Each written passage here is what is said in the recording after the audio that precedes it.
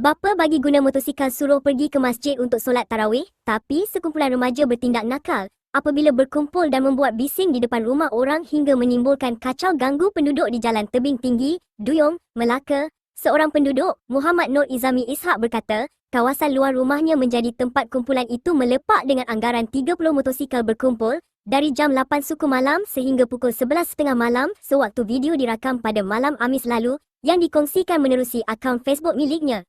Menurutnya, keluarganya terganggu dengan aktiviti mat motor itu yang tidak mengendahkan ketidakselesaan penduduk, walaupun beberapa teguran telah dibuat sebelum ini. Izami berkata, rumahnya yang terletak di Lot Hujung paling terkesan kerana berada betul-betul di lokasi mereka berhimpun dan membuat bising dengan rem motosikal.